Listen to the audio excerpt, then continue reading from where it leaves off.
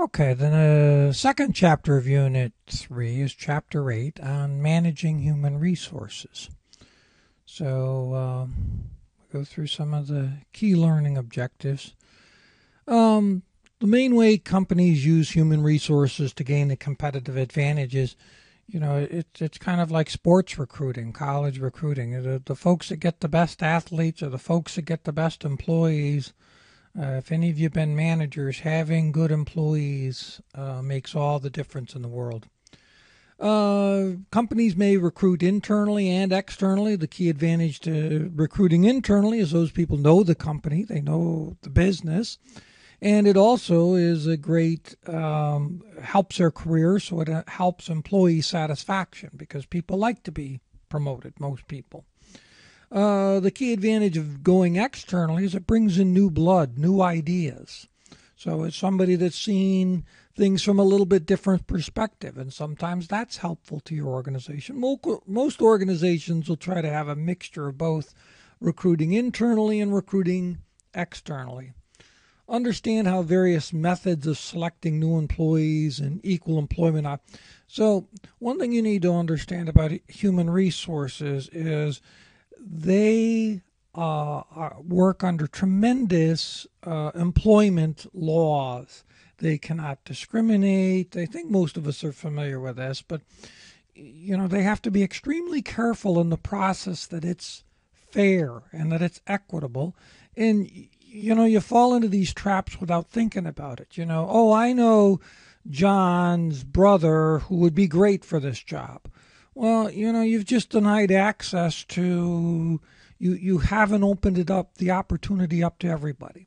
So human resources is usually the watchdog to make sure managers don't get the company into trouble by breaking some of these laws, most of which I think people break innocently. They think they're doing the right thing, but it's breaking the law anyways. Or they might ask, in an interview question, inappropriate questions.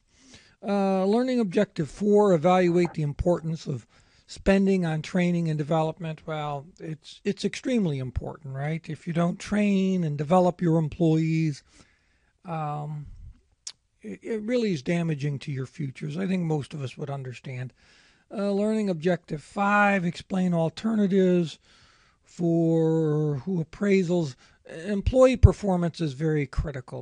The last thing you ever want to do as a manager is get into an employee appraisal session at the end of the year where there's a huge difference of opinion. That's why you want to make sure at the beginning of the year the objectives are well laid out.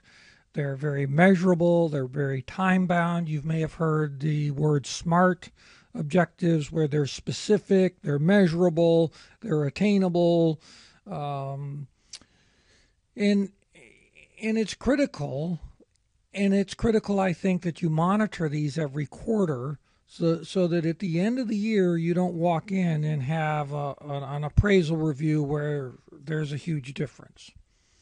And then rewarding your employees. Lots of people, I'm not sure we've gone through Maslow's hierarchy, but a lot of folks, it's a lot more than just pay that people are looking for in the reward process and the reward system. People really are looking for appreciation in terms of, having input into what they do, being critical in the success, having advancement opportunities, given the tools to be successful. It's a lot more than just pay. Pay is normally just a baseline stakeholder. The last thing is how unions and labor laws influence human resources management. Well, labor laws are enormous in the human resources. Unions are where collective bargaining, so oftentimes employees feel that if they bargain as a group or as an organization, they'll have more power or more authority. So those are the learning objectives. I'm going to flip through the charts fairly quickly because I've hit the keys. That's what human resources management is, the term. Some of their the key thing, human resources wants to create value. Human resources wants to bring the best talent into the organization that they can.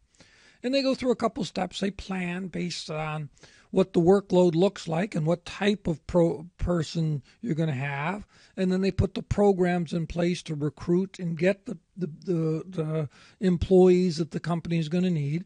And then it evaluates those employees in a constant effort to have, just like a basketball team or a football team, everybody wants the best talent. They go through a demand forecast, usually provided by the sales organization. How many widgets are we going to sell? And that determines the labor supply. As again, they do the planning, and then they go through the active recruitment, and then they go through the evaluation. I'll skip over that. They do what's called a job analysis, and then they recruit and they select, ideally, the best possible employees.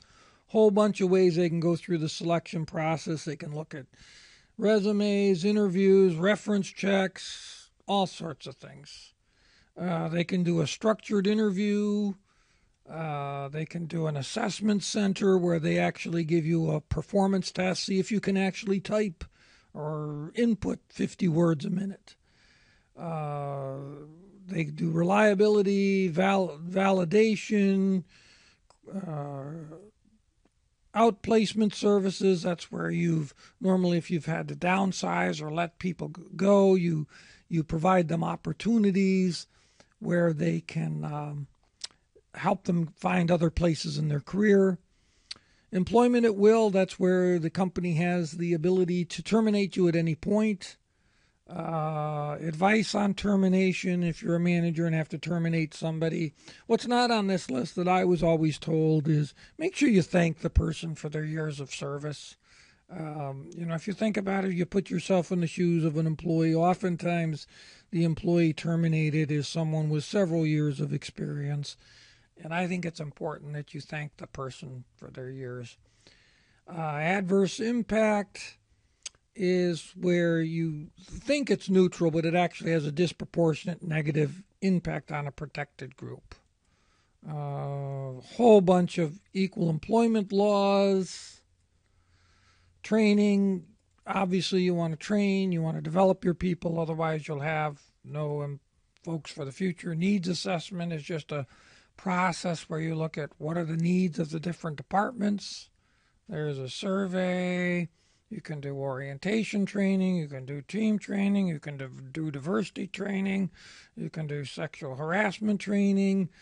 Let's talk about pay structure. Most folks will do a pay structure where, based on the job's value, there'll be a minimum rate, a maximum rate, and what's called a midterm, so that you have a combination of what does the industry pay versus what do I want to pay internally. Benefits programs, most everybody's going towards a cafeteria-style benefit program because you have so many situations. My wife may work, so I don't want both of us covered. Labor relations, union shop, that's where people have to join the union over a certain period of time. Right to work states, that's where they don't have to join the unions. Union shops are primarily in the northeast of the United States and the Midwest. The right to work states are primarily in the South. All right, that does it. Let me know if these are helpful. Thanks.